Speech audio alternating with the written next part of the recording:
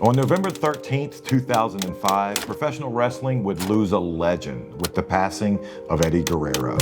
A shocking find at a downtown Minneapolis hotel. And I know that he's going to be missed, not just by the family, not by the wrestlers, but by the fans tremendously. Tonight, we celebrate the life of Eddie Guerrero. Thank you, Eddie! Thank you, Eddie! 5 days earlier, Eddie would wrestle his final match. Today we're breaking down that match, and I'm joined by Eddie's final opponent, Ken Anderson. You ready to get into this? Yeah, let's do it.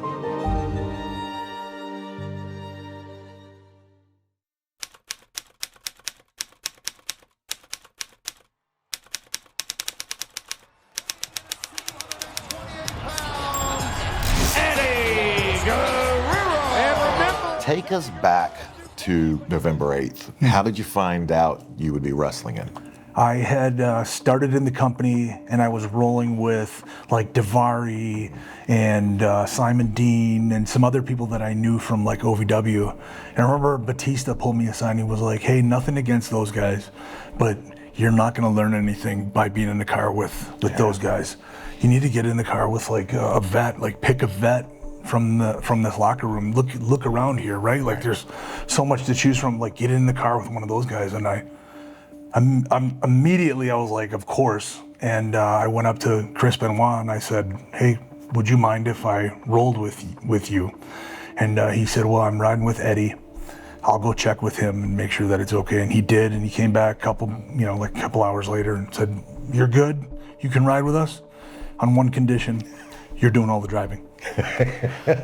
And so we had ridden together for, it had only been like 3 or 4 weeks that we've been actually rolling together. So we had come off the house show loop and got to the building. I don't remember, one of the writers came out and said, you're working, this is what's going on. And they laid out the scenario, the finish. One of the cool things about Eddie was he was just like, just listen to me. Yeah. Just, we'll call it in the ring. When you know that you're in the hands of somebody that is that good, all I have to do is listen. What was he like backstage? I saw him and I was always intimidated to go up to him. I would have never asked to ride with him. What was he like for you backstage? He was just quiet to himself, and the minute you would ask him a question or he would start talking about the business, he would just come to life and, he was living it. If he was talking about a match or something you did, he would always get physical and have to show you physically what he was talking about.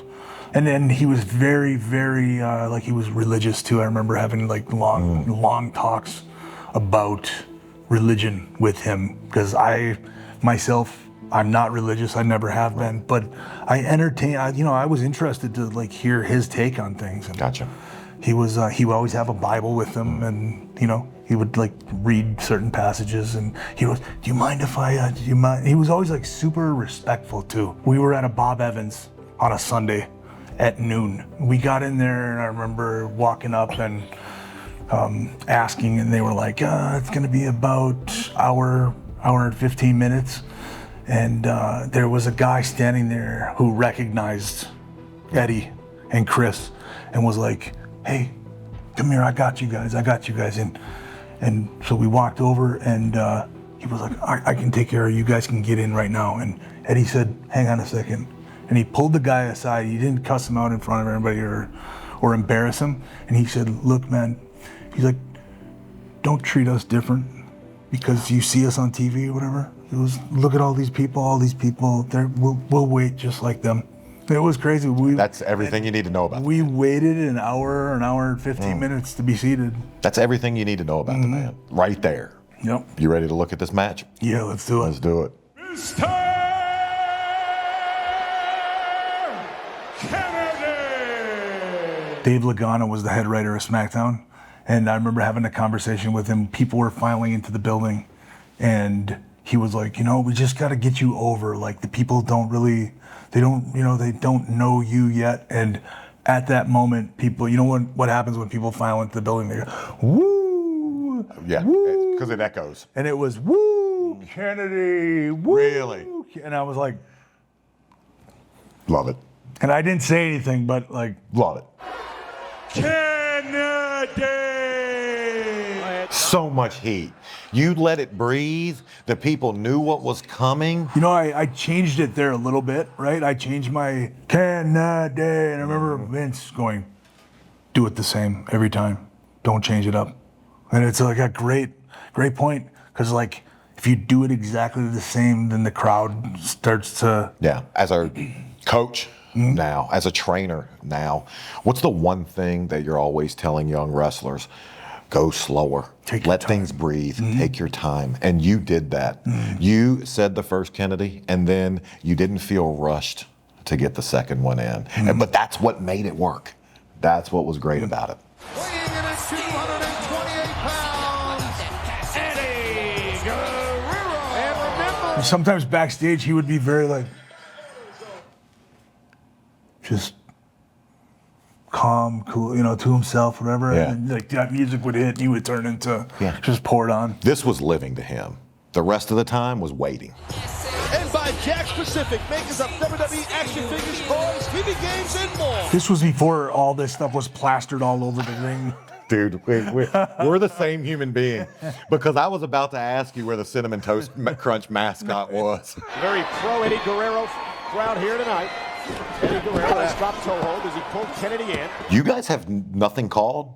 Nothing. So this is, you're just, like you said, listening to Yeah, I rushed through all of this. Like, he had told me, like, you know, get to the ropes, keep getting to the ropes or whatever. And I remember, like, just right away trying to get to the ropes. And then afterwards, he was like, just you let that stuff breathe, you know, like, we'll get there eventually. But I've never watched one of my matches and been okay with it. Yeah, me it's neither. like every single, neither. I pick apart everything that I do. You care. I don't think there's anything wrong with that. Especially with the history between Ray and Eddie, and now the friendship between Batista and Eddie. You know what I mean? There's a lot of. I remember he said, like, give me an elbow. And, like, by the time I went to give it to him, too much time had, so he just backed away from me there. Okay. That's a perfect case of where no one on earth knows that until now. And I'm not really You saying did it was a know. bad thing. It's just I do recall that being. I get it. I completely understand. Oldest trick in the book against a guy who's been around the block. Oh! Did he tell? He called that, He like- told you to pop him? Yeah, you go slap me. One thing I always tell my students: don't slap somebody unless it's called. We're supposed to not hurt each other, right? Gotcha. And like that can. It's just one thing. I don't know. I always. I've had my eardrum Yep. busted 3 times. Wow. From smacks.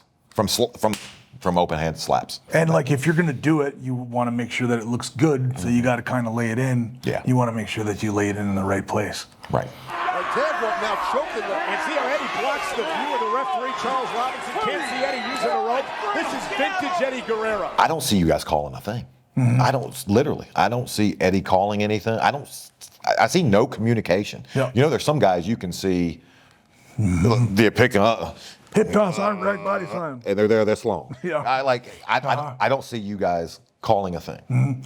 One of the things that I learned early on was to talk through my teeth, like. Oh. And I've always wanted to bring in like a Ventriloquism. to show people how to do it. It's actually genius. What are some little tricks? Gonna find out here in this qualifying matchup. Right here's the squisher spot with Charles. Kennedy goes referee. I creamed Charles. Yeah, you could hear it. I didn't slap my leg on that one, for sure. One thing I say all the time, wrestling is as audible as it is visual. If you hear something, it makes you believe more. One thing that people, like, it drives me crazy, the leg slap. Drives me insane. Why? It's like watching a movie and you see a scene that's just like got you on the edge of your seat, and then you see like some bad CGI or something like that. Takes you out of it? It does. Like, I can see you slap your leg, like, hide it. Now it's just. Yeah. How is it? Hold up. How is it one more time? Throw. Coming to here. What the hell? This right here, watch this. This drives me crazy. Kennedy caught red-handed. Kennedy caught red-handed. I was like, oh my God, I almost threw it because I have to use it later. It doesn't even make sense, right? No, I didn't use that. Oh, here, I'm going to kick it back into the ring a little bit more. I get it. And I think, of course, you're nitpicking. I've never heard anybody complain about it. I've never heard anybody say, like, why did he No why did one he do that? in the world has thought about that until Right now. Until right now. Now I just oh yeah, that does look stupid. You just invented a problem. buried myself. You just invented a problem. Knowing that the spot, you did it. You pulled it off, man. And Eddie pulled his part off. Little Nate, Charles Robinson pulled his part off. What are you thinking at this point? Getting the reaction from the people. Yeah. That's the drug. Yes. Well, Batista, Rey Mysterio, and Lashley. No, I'm hearing him in my head like, lay it in, brother, lay it in. Oh, and a steel chair off the skull of Eddie. Like looking at that would lead one to believe that we were going to continue this storyline, right? I would say 100%. And so, but the thing is I was never privy to that information. I was never told, like, here's where we're going. When you get backstage, what is Eddie's reaction? I remember Eddie was sitting on Doc Rios's table. Doc was just checking him out. And I think at that point, because Eddie had so much mileage on him, that was all, he always went and got checked out by the doc. The doc always wanted to just make sure that he was okay. And I remember he was like, man, that chair shot was maybe a little bit too much. Did he, tell you anything that maybe next time? The one thing he said was about the chain wrestling in the beginning. It was like, just slow down. You didn't have to get to the ropes as quickly as you did. This match happened a few days before Eddie's tragic, untimely passing. When was the last time you saw your friend? The night after the match, we were in Indianapolis and we went to a steakhouse. Remember, Kevin Fertig took us to a steakhouse. It was me, Kevin, Chris, and Eddie, and had an amazing meal, just chit-chatting, talking. The day that he passed was here in Minneapolis, but we were going to have the show and then go to the airport and leave to start what was to be my first European tour with the company. Wow. And I remember those guys like, we're gonna fuck with you. Like, you never been on an overseas tour? Like, ooh. How did you find out about Eddie's passing? I got dropped off at the building. I got my ex-wife pulled into the parking structure or the parking ramp for the talent, and the guy that helps park the cars he just came up and he said, hey, I just want to let you know that Eddie Guerrero passed away. And I was like, what? He was like, yep, they found him. I don't know anything else, but they found him at his hotel room this morning. And that was just wild. I remember she dropped me off and I went inside, and it was the weirdest, strangest feeling backstage. Usually there's a certain buzz when you walk into the building. Yeah, it's live. It's live and everybody's getting ready. And it was like the wind had been taken out of everybody's sails. The crew, because he was, like I said, he was cool to everybody. Yeah. He treated everybody the same. Chris was just devastated. If you watch Chris Benoit's tribute to Eddie that night, it is heartbreaking. Yeah. The sadness, the just deep, deep sadness. And then I remember this, my dad was, he had cancer. He had stage 4 lung cancer, and he was not doing well. He was in a wheelchair, just a shell of himself. I remember this was to be the first time that he was gonna be on an actual show that I was wrestling on. Wow. And that night, because of everything I was supposed to wrestle Eddie, right? I imagine, I looked at the sheet, there was nothing for me, and I just remember going to Vince and saying, and I felt like such a shithead, because on this day where the worst possible thing could happen, I'm asking him to, can I have a match? And I asked him, I said, my dad is not doing well. This is probably gonna be the only time that he's ever gonna get a chance to see me live working for this company. He had obviously watched me on TV. Right. And Vince, okay, I'll figure something out. I got you. And he had me work Val Venus in a dark match, I believe. It was just a regular house, for the house. One thing that I still say to people, the first time I ever met Eddie, I walked up to him I was an extra, and I said, Eddie, it's good to see you. And he goes, it's good to be seen. I still, whenever somebody says, it's good to see you, I always say, it's good to be seen. It's good to be seen. So you took more than just your time in the ring with him.